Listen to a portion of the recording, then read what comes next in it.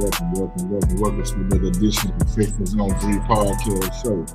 Episode 136. This is the tight end special, man. Right now, the co-host right here, PAT, Patting the Streets, aka future Texans draft scout, underpaid draft scout, not getting paid draft scout, the Pat, but it's neither here nor there. But no further ado, man, this has been my brother aboard, man. I always face a kill on the loose. The one and only man, Cooler Cal, man. What's going on, good brother? Hey, what's happening, man? Everything is good in the neighborhood, bro. Oh yeah, Mr. Rogers, that way. Yes indeed, man. Today Wednesday, man. Seems like time just be flying by, man.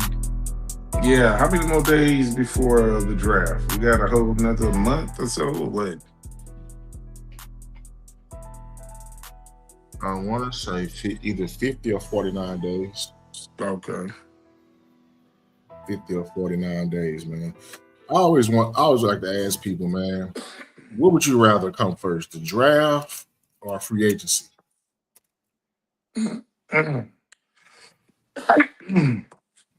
That's a good question. Never thought about that.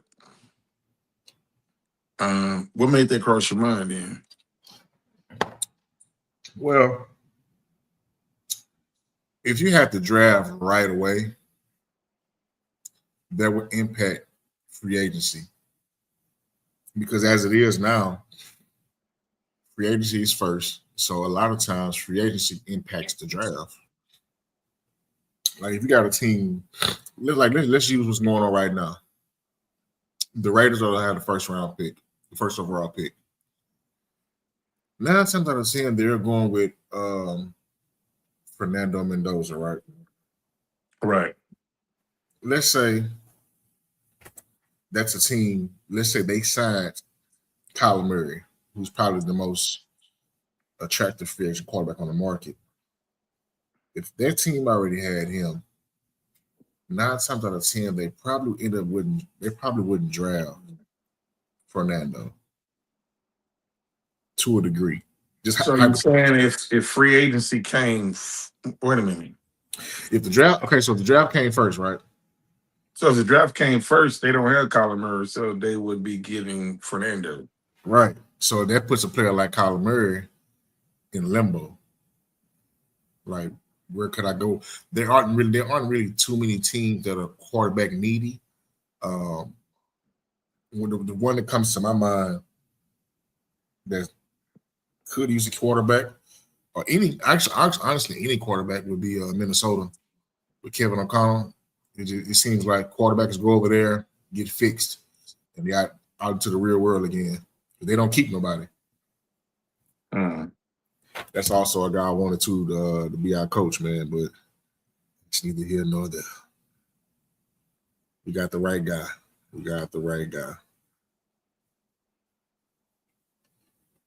Oh yeah. So let's get to these comments real quick before we get into the thing. Salute Space Age, man. Brandon. What's up, Mom? Brandon, Space Age. Yeah, already cooking in here. Let's see. Brandon says he doesn't like the Chiefs having so many picks around us now. Well, dude, their quarterback is making $500 million. I never understand. Well, I don't understand. I get it. I just don't like it. But I would hate to be a Chiefs player because once you get your contract, they're gonna ship your ass off. Like that's the trend they've been doing. But of course, I've noticed, man, around the league, and I want some tacos. Man, I want some tacos too, bro. I noticed around the league, man, this shit turning into the NBA. Everybody get traded. There's a lot of trades going on now. Like, shit, it's really been that way for a long time. It's just that we've only been good for 3 years, and we've been with a regime that really didn't make trades. I mean, like Rick Smith and Bill O'Brien and the Sunday school teacher Easterby, they didn't make trades, man. The trades that they did make was, if you was Sunday school teacher and you got the ear of God, then I think Satan told you to make that trade because that was the dumbest trade ever. But anyway, Nick Casario have been very active. That's one of the things that I enjoy. What people don't like about Casario is the scale because of everything that he missed on the offensive line. He hit tremendously in that secondary, and he got two more guys in the caliber, of the Jalen's that really didn't see. Well, one of them didn't see any time, and the other one, he got hurt and hurt the same injury again. So I mean, right They both now you old. got people saying that secondary is uh have the is it's a great secondary now, but has the potential to be one of the greatest. So we can't like ignore the great things that he's done and then highlight the bad things that he done, and then you want to weigh his job on that situation. So it's one of those situations, man. I was thinking about before we came on, and the players that's in this draft, especially the ones that I like. I just think about, man, if Kenyon Green, Fisher, and Juice Scruggs, they all hit. I mean, where they were drafted, they exceeded their expectations at drafting and being drafted at number one and two at number two. Just think about us going into this draft where we can just cherry pick, where Sadiq wouldn't be a fairy tale. If you came out of this draft with Sadiq Price and whoever else you want, like Mhm. this is the way it was supposed to be. It just didn't work out. So man, it's just one of those things, man. But yeah, I know I'm all over the place, but man, I'm excited to see what's going to happen again, man. Nick does some uncustomary things, and just got to see what's gonna go down, man. The other day, I hosted a space on Twitter, man, and I gotta say, I don't do spaces that's often, but every time I do one on Twitter, man, I get that bitch jumping, man. Good people always show up, man. Uh, how sports talk in my mind should go. For those that are on Twitter or not on Twitter, man, y'all get on the create your account, man. Let me know when y'all do, and I will invite y'all to my next pull up, man. But saying that to say this, I mentioned oh, now my train of thought leaving me. Give me a second. Okay, got it. Nick, this offseason is pivotal not only for the franchise but for Nick Casario as a whole. One, this is his last year on his contract. It seems like when his back is against the wall, that's when he just pulls out all the stops, right? The last time his back was against the wall was To year you, three. yeah. Year three. After Lovey got fired, right? That's when he hired D'Amico. That was balls to the wall hire.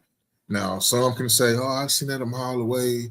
Uh, what about this person? What about that person? Look, he got the right man for the job. You bringing the guy home. And the great thing about D'Amico is he's a player's coach. Coach, what we call the D'Amico dust when it comes to these linebackers. He gets the best out of most linebackers, if not all of them, or at least he tries to. He elevates their game and the defense he's created for this team's organization. Um, the only downfall I would have with D'Amico is with most defensive head coaches, if they don't get a established offensive coordinator, as you can see with us, we're going to struggle on that side of the ball, which we have struggled on that side of the ball. I'm with you too, CJ 192. CJ says made a big mistake with made a mistake with Bobby Sloyd. Um, yes and no. I mean, the thing about first time play callers, or actually think about being a play caller, period, at some point in time, you're going to be a first timer at any position or any situation you go into with a Man, job. can you say that again, man? Like, Hey, at any time, The greatest play callers, right? The greatest head coaches at some point was a first time head coach, first time play caller, first time assistant. The greatest head coach of all time, in my opinion, Bill Belichick. He started out at the fucking Cleveland Browns. For those that don't know, let that sink in. If you Google Bill Belichick right now, 7 Super Bowls, six Super Bowls, 6 Super Bowls. I want to say what 10 appearances, I believe. No, he had 7 because I think he won one with the Giants. Yeah, because you count them. Yeah. Yeah, so I mean, but just his resume alone, you know what I'm saying? It's, it's stacked. And when he was with Cleveland, I think he took them to the playoffs. They pulled a plug on him very early. Yeah, very very early. Yeah. But go back to your point was everybody is a first timer. So when people At some say, point, hey man, we should have hired him. He was a first time play caller. It's like, man, I remember, and I guess this is unfair because it was Kubiak. But I remember when Kubiak was with our organization, he was the quarterback coach. And that first year he became the offensive coordinator. Offense was looking very sharp. And I already knew that he was going to leave and go with his daddy up in Washington. And that's what happened. But, people say, well, hey, man, uh, that's Shanahan. His dad was a coach. Okay, well, still, there's multiple other play callers and coaches that had to get their first opportunity. So that it is what it is. it's very rare you walk into a job and with that job, it's on the job training, literally. But it's rarely you walk into a job at Excel, right? Uh, when Kubiak first got here, Gary, when he first got here, our first season we went 10-6. I mean, I'm sorry, 6-10. Right. He kept Carr because he thought he could fix Carr. Carr had a good year that year, but Carr was already shot. You go on, man, go on to the offseason. That offseason, you make a trade for what's my guy, Matt Shaw, and that he became the bootleg guard, tight end over the middle, Dre down the field. You know what I'm saying? That zone Right. read, and it went on and went on and went on. But it also hit his ceiling. But I don't believe he was wrong with Bobby Slowick. Bobby didn't adjust. That was the biggest thing. There was no adjustment for Bobby. Like, and let's be real, halftime adjustments. You're not going into halftime. Hey, we're gonna change the whole playbook. Hey, what's working? What's not working? Let's lean on what's working. And I Mhm. don't think that talk had happened enough with that situation. Now here we are again, year 3, going into year 4 with Nick Caley. We got a glimpse of what it could be at times last year, but that offense has not hit its ceiling nowhere near to Bro, what you it could. say year 3, year 4 with Kegley. Yeah. Well, as far as with D'Amico, Oh, okay. yeah. But technically, year 1 going into year 2 with Caley. Right. Miko, this is D'Amico's 4th year, so in his 4 years, he's had 2 offensive coordinators. Bobby Sloyd for 1 and 2, and Nick Caley in year 3, going into year 4. Yeah. So I'm saying it from a D'Amico, right, on his patriarchy. Yeah. Um, going into, well, I want to address this comment. You mean green slugs and fish? Brandon don't like green. I get you. Okay, Brandon. I'm gonna bring that to you. Then I'm gonna get to our next thing. Diggs, that surprised me. You know, that really surprised me. I don't know why they did him like that. I don't know why. Patriots, their organizations sometimes they make weird calls, but it always works in their favor. But with I Diggs, mean, he was a hired gun. He was probably the best offensive wide receiver, the best wide receiver in free agent market. They made the numbers look overly inflated, but they had it drawn out where they can move on after 1 year. But he was going to be that veteran in the room for that young quarterback, and it almost worked. So It Yeah, wasn't a total success, but shit, it got him further than he's he ever ever been. been. Yeah. So Yeah, but Brandon thinks the Patriots should the Patriots replace Diggs with Christian Kirk. So uh, I I think doubt. it's I think it's other I think the Pierce from now I don't know if they're gonna be able to afford him because the Patriots spent a lot of money last year. They Spent got a over lot of money too. 100 million. They still got a lot of money. But they are. Okay, well think of Alec Pierce from the Colts. I see him going to Oakland, not Oakland. What are they? Vegas. Vegas Raiders. Yeah, I see him going to Vegas. Alec Pierce is looking for a payday. Now, is he worth the money he's probably going to command? I mean, he looked good against us at times. Well, every time he played us, he looked good. But Look, the wide receiver room coming out of the draft is very deep. And to be honest with you, ever since the explosion of 7-on-7, the last, few years, decade, wide receivers been coming out like looking very freakishly.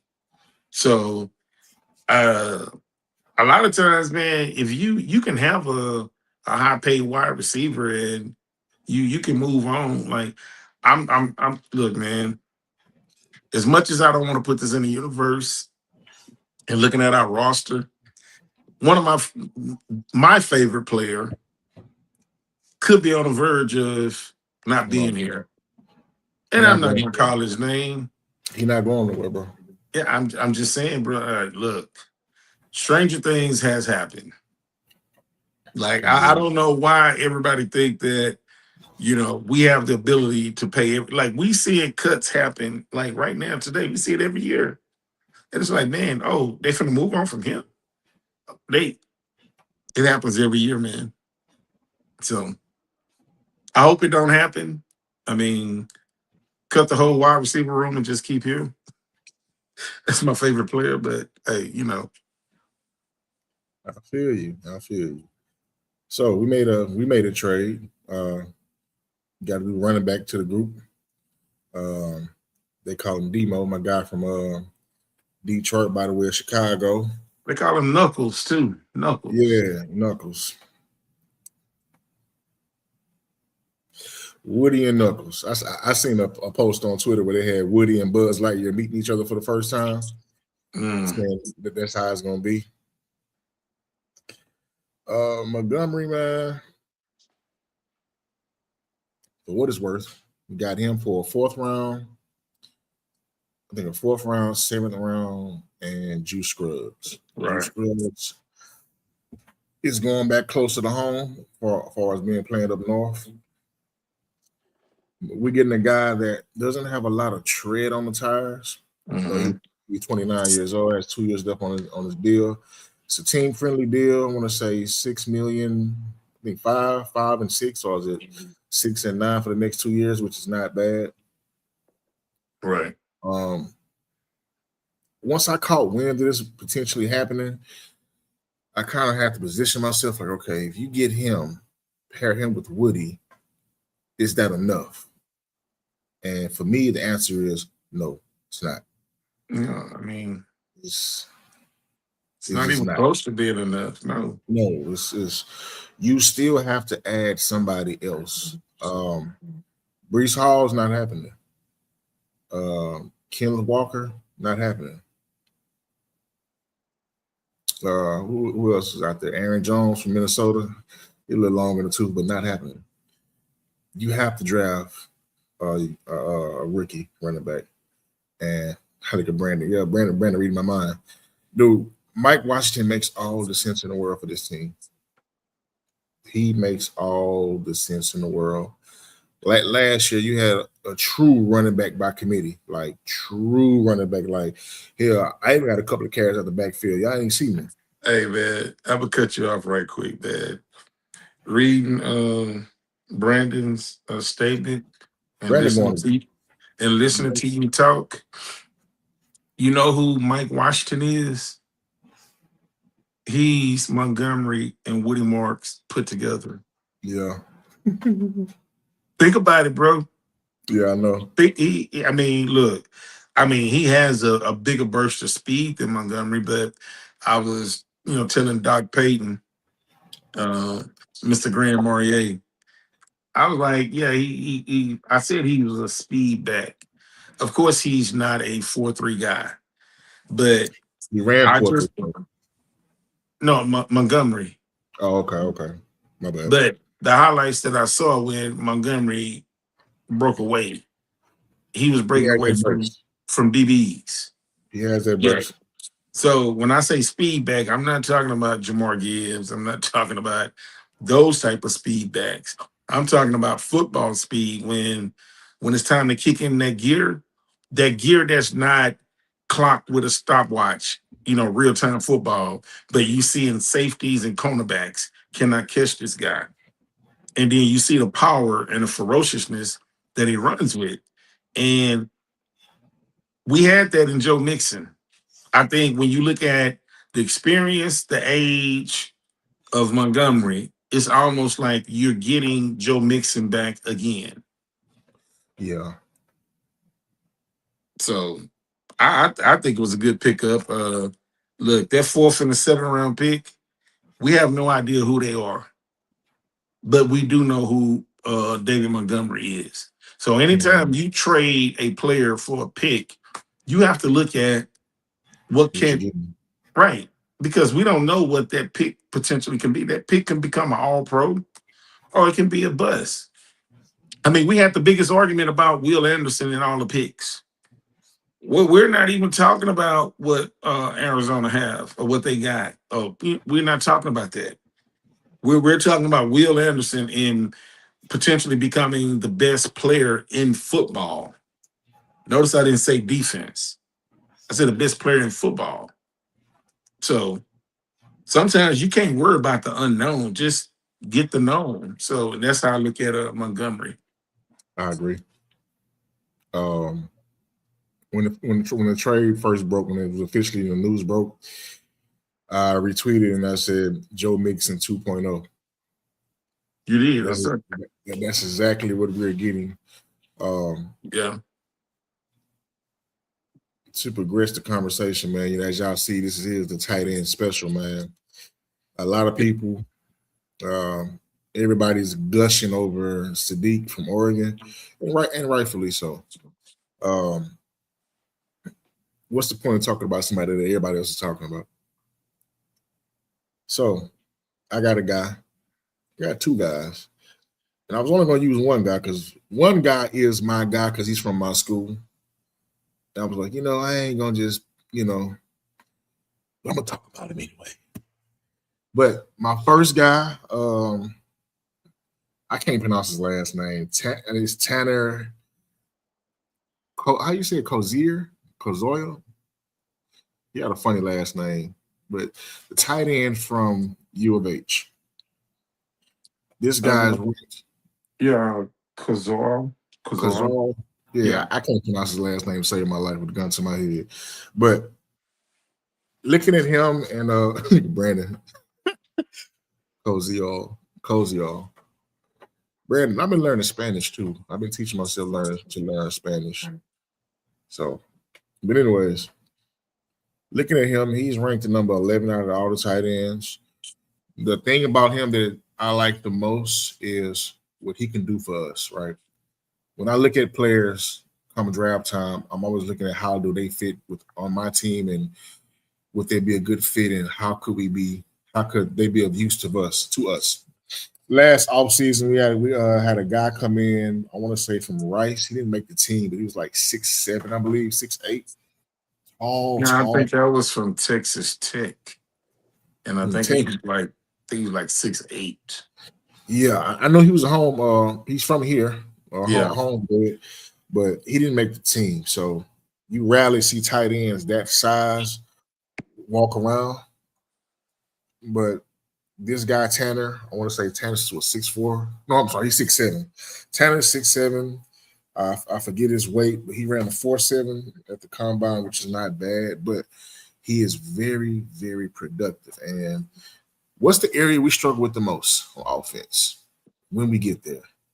red zone. This guy is the perfect red zone threat, perfect red zone target. Had a lot of production every year that he was in college. I want to say he came from Ball State before was about at Ball State where he led the team in receptions and yards. First time ever for a tight end to do such at that school. And the production carried over once he got to U of H. Very, very high volume guy, very, very high points to ball, get a lot of touchdowns. Um, can also block too. One thing that we've heard, not Nico, D'Amico, excuse me, Coach Ryan's, kind of harp on for the tight end being more active in the blocking game. Good hand placement, good knee bendability, um, everything you would want. And the perfect thing about him, guys, we know we're not going tight end round 1, 2, 3, 4. He will be available in the later rounds. It's kind of sound remind me of myself last year when I was talking about the GOAT late round pick. The GOAT is still on the roster too. But anyways, I believe he's a day 3 pick, and he should end up with us either in the 5th or the 6th. I'm hoping the 5th round. If we can't get another 4th or get back into the 4th, he should be the 4th on the 5th.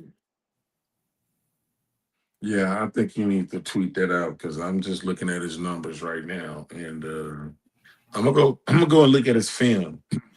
But the 94 receptions, 2024 at Ball State, 839 yards and 8 touchdowns. Then of course he transferred to U of H and 74 catches, 727 and 6 touchdowns. They have him listed as 6'6", 247. It's not bad. So no, that's not bad at all. I'm not going to take a look at him. 6'6", 247, vertical 36.5. Broad jump is in the green. He's 6'7". Yeah, with cleats and Hilton. Yeah, I get it, man. I don't know, man. I gotta go take a look at this guy. You heard it here first. Texas on 3. Yeah, exceptional frame at 6'7", create immediate red zone mismatch and provides massive catching radius that defensive back simply cannot contest. Proven hands. Catcher who secured 94 receptions in 2024 despite heavy target volume, demonstrating reliable in clutch situations. And I read one more thing. Runs angry through contact after catches, consistently falling forward and breaking arm tackles, and surprising power for his lean build. Man, that sounds like somebody that you can motion out into the slot. 6'7" with a catch radius like that, and you got Nico 6'4", you got Higgins 6'4". Hey, and you heard it here first. I think you may find something there, man. I think you may find something. Yes, sir. Yes, sir. Hey. Well, okay, draft God. I see you working. Hey, man. I don't do this shit, but I do this shit. Now, my next guy, and y'all know I gotta have somebody from Michigan every year. Why not? Space Age says that. Yeah, tight end from South Stafford, he's cool. Sam Woosh. He's cool. If I had to compare him to somebody, it would be Space Age. Depending on how old you are, how long you watch football, you may catch this one or not. It was a tight end in Denver. I want to say around the time Kubiak was here, I believe. Either Kubiak was here and Jake Plummer was still around. But the tight end name is Jeb Putzer, number 86. When I watch Sam Woosh's film, that's immediately who he reminds me of. Good hands, catch the ball, big body. Very reliable guy. Doesn't excel at everything, but he does what he does well though. But yeah, my next guy, y'all know, man, go blue. Okay. Um, Klein, Marlon Klein, yeah, he is a hell of a blocker. So Jeb the same way. Tell you. Go watch Jeb Pazier, bro. He was number 86. First highlight gonna come up was me catching the ball like this. Like this was fucking that was all on ESPN Sports Center back then. But Marlon Klein, man, he's ranked number 12 out of the tight ends, and all the tight ends going into the draft. Uh, Decent 40, 4.61. Very athletic. Production was down this year. Michigan had the number one quarterback in the nation, but that offense they was calling was backyard football offense. So the guys that should have put up numbers, that could have put up numbers, did not put up numbers, and he severely did not be like was damaged by that. But coming into the league, man, he's going to be a hidden gem. I don't believe we'll get him. Seems like a guy that would be a perfect fit for a New England esque type offense or Detroit Lions esque type offense, or You say you don't think we will? no, not Klein. Well, his drafts, I'm looking at. I like NFL Draft Buzz. Yeah, That's what I'm reading from. And right now, the two things that you got to look at is like, okay, there's a lot of tight ends coming out, so he he's may very good. not be he might not be on the board of the NFL 30. And the NFL 30 is every team has 30 players that they can bring in, for a day for personal workouts. And, they just want to get with that player, get to know that person intimately inside of their stadium with their coaches, their facilities, and all that. He's probably not going to get too many of those, but they have him projected as a 6 rounder. So very much in reach. Very much in reach. And they have him as a slot blocking tight end. I've never heard of that before. But what it tells me is uh his speed and his because he runs a 4.61. So at 248 pounds, that means he can, and he has a catch radius, he's 6'6". He's actually So faster than that. He has his footballs, the 40. He's one of those guys where the 40 speed, I was worried about how bad it was going to look, but in that offense, he was the fastest tight end next to Loveland, who just came out last year, went to Chicago. really? Yeah. He was faster than the other tight ends that's coming out this year? No, his football speed, excuse me. Um, So he's been there. He's been there 4 years, right? He's a senior. I haven't pulled him up on. I was I'm, just I'm, I'm telling you. I'm telling you. okay. So, um, in Michigan's offense, they're a run heavy team, right? So everybody got the block. If you ain't blocking, you ain't playing. So in that offense, man, when opportunities would come to him, he's running past guys. Guys are not. If you don't have the right angle, he's gonna run by you, and he's not easy to bring down. I just don't think if I'm Nick and looking at our current tight end situation, if Tanner's there, if they're both, I'm pretty they're both going to be there at the same time. But Mm-hmm. I'm taking Tanner before I take him, even though he's a go blue guy. I love him. I just feel like the team he'll fit on and make an impact immediately would be either Chicago, Detroit, or New England. Okay. Those are the teams I feel like he will make an immediate impact on. Hell, if he go to Cleveland, he might start. But I'm Well, telling you, oh, go ahead. I'm sorry. Go ahead. well, wrapping it up, I'm telling you, like he's a damn good prospect. Like wherever he goes, he's gonna call a name out for himself. I guarantee it. Okay. Well, it talks about his draft bio. I mean, they said his draft bio is pretty interesting. Born and raised in Cologne, Germany. Mm-hmm. Spent his first 2 years of high school playing American football for the Cologne Crocodiles before making the decision to uproot his entire life and move to the United States. So he played high school football in Germany. So here's another thing. You tapped on somebody who has some untapped potential playing for a team like Michigan and still really learning the game and don't really know it.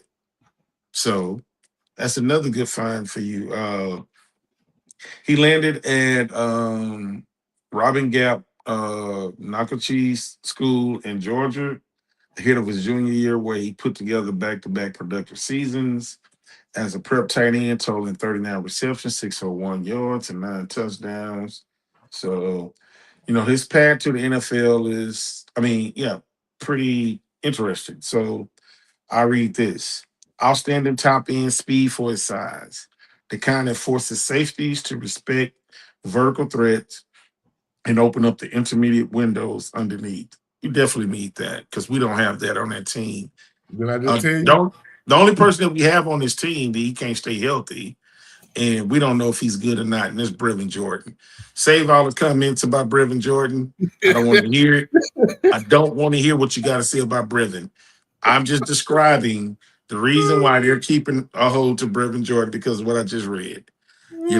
His speed can cause some mismatch. Okay, that's number one. Okay, long strider who eats up ground once he gets rolling, particularly dangerous on crossers and seam routes where he can build into his speed. Last thing is they got a whole bunch of other points, but I read this one. Strong hands and catch, and the catch point with real grip strength. He attacks the ball aggressively, plucks it away from defenders rather than body catch it. Hey, both of those tight ends look like they there in the sixth and the seventh. And the way our tight end room looks, Yeah, why not? yeah, I don't think it would happen, but nah. our tight end room really there's nobody in that tight. Like Dalton Schultz had a very good year last year, but hey, you only gonna have some like Dalton contract, he has one more year on his contract. Mm-hmm. And after Dalton, that tight end room is very questionable. As a matter of fact, it's not questionable. We know the answers. They're not good. So when they say it's questionable, it's like, hey, man, can they or can't they? No, I don't think they're good. Brevin Jordan been hurt. Cage Stover been hurt. And really haven't been the physical specimen blocking that we thought that he could have been. And your guy, a goat. You say the goat, right? Go, A goat. go. I mean, he can't even see the field yet. So, but Yeah, I hope he do. I mean, big size could be a good blocking tight end. It can be, on third down. Put him in situations where he can, block and release. So, yeah. Um, some pretty good finds, man. it's tight end special. Hey man, draft gonna be working, man.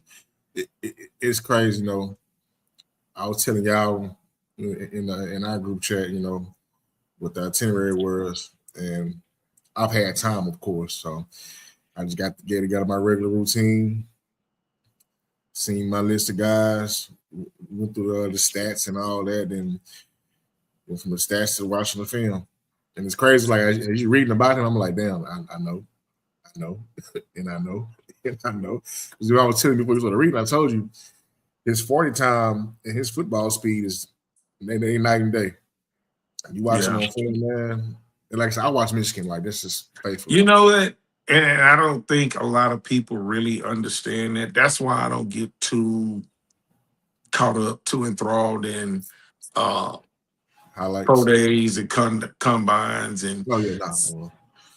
Well, that boy Jaden Higgins ran thinking like a 4.5, right? I think like a yeah, four. 4 power. Hey, that boy there, he was A serving low up. 4 power. He was serving up a full course meal to Gonzalez. Yeah. That boy football speed is different from that clock speed. And No so well too. I think that a lot of times that I know you have to go to the combines, the pro days, and the clock, stop clock, and all that other stuff. Sometimes, man, you just got to put it on the tape, That's and it. you got to watch like that boy Michael Washington Jr. You put it on the tape, man, and it's like, okay, I don't even need to see the clock. I don't need to see what he runs in the 40. I You know, don't.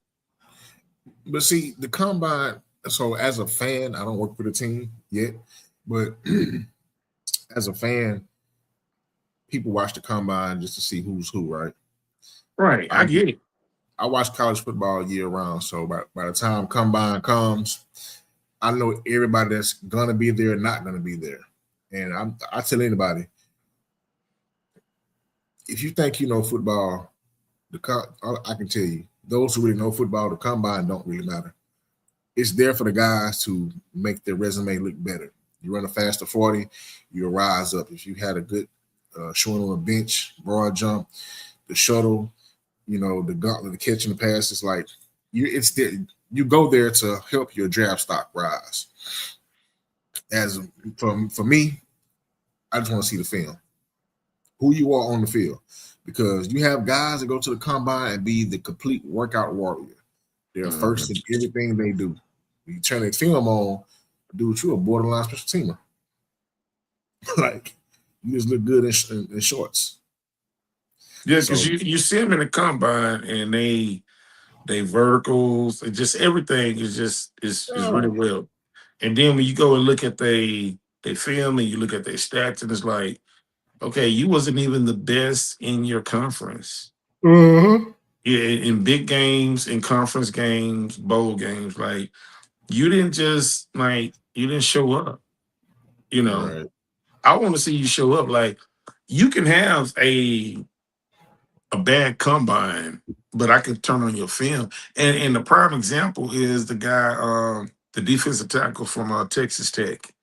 I watched 0 minutes of the combine, but I heard this guy had a bad combine, and they were The D the D tackle. Yeah, I let can't me think of see. his name.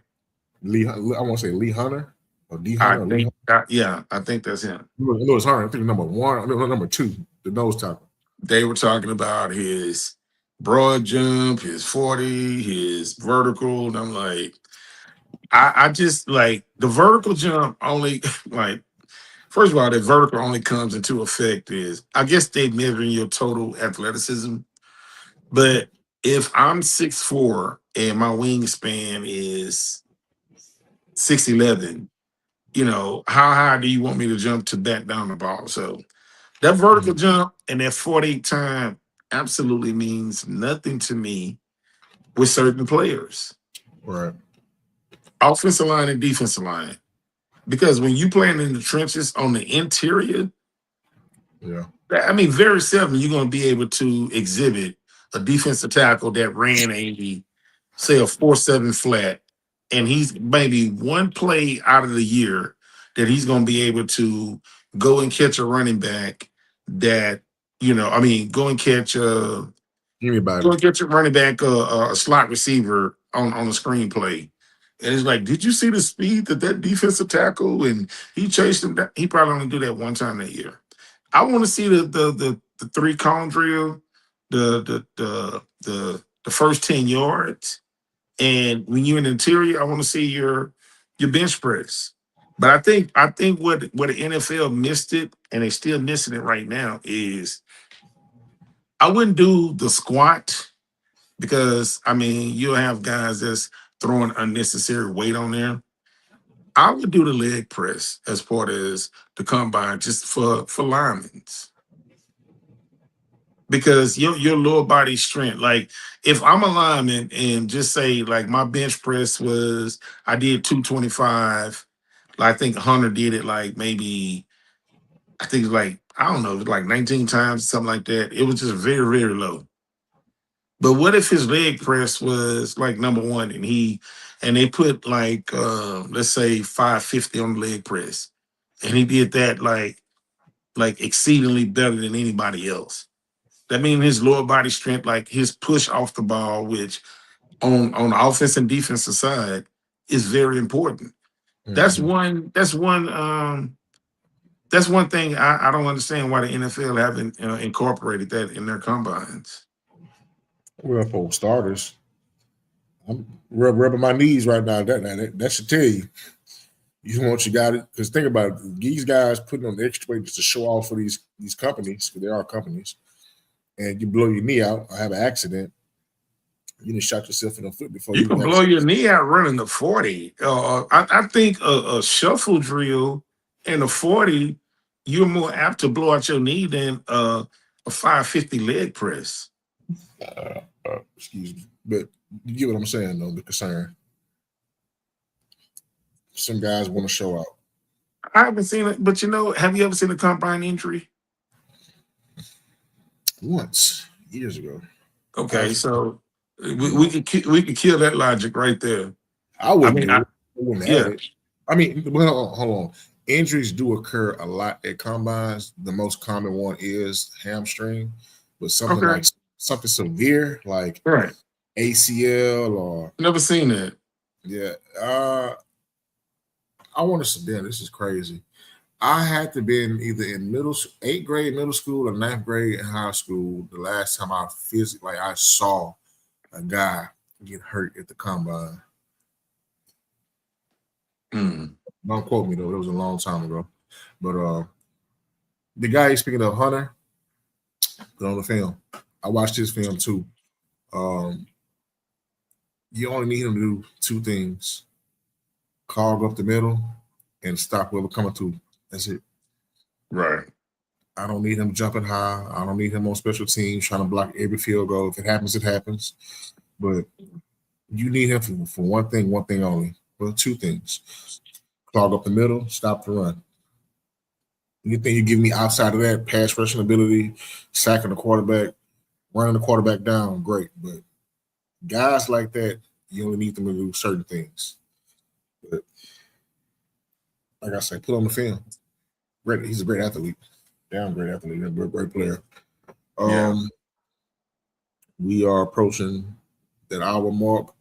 I know you got things to do, and then I got things to do. So anything you want to add before we get up out of here? I like your two tight end picks, and I talked about it on the last show. You I didn't have much time to. Still haven't watched any film, but and he's probably going to be gone pretty early. Probably be out of the reach. But oh, ranked number two is Eli Stowers. that's from Star Wars. That's From Vanderbilt. Vanderbilt. Yeah, Vanderbilt. Yeah, I'm not high on him at all. six Not high on him. four, 4'5", 240 pounds. He's not a traditional tight end as far as blocking wise, but he Strictly can receiver. cause mismatch. So I Mhm. don't think the Texans would go that route. The other tight end that I looked at was the tight end from Cincinnati, Joe Royer. Yeah. 6'5", 250. You know, same thing they said mismatch problem, natural receiving ability. Uh, Don't know what his blocking skills are like, but they have him ranked number 8 right now. So this is like I said earlier. This is probably one of the best tight end. This tight end draft class is better than the one last year. I expect every tight end that's drafted this year, half will start in 26. The other half will go into the season starting or become starters. mm, Phenomenal. Very, very phenomenal draft class for tight ends. Also, this is also a great draft class for safeties. And we'll talk about that on another show. mhm. But hey man, One last yeah, thing, let me hit on some. Don't know if he's listening, but I was listening to the show, the spaces that you created, and the output. The people that showed up, they showed up pretty deep, man. So oh, yeah. that was a good Put it job. up. But I was listening to the AD Larry and Stafford and you talking, and you made a comment that um that every you have a feeling that every draft pick that Nick make this year is going to be they're going to make the team, they're going to make a contribution somehow. However you worded it.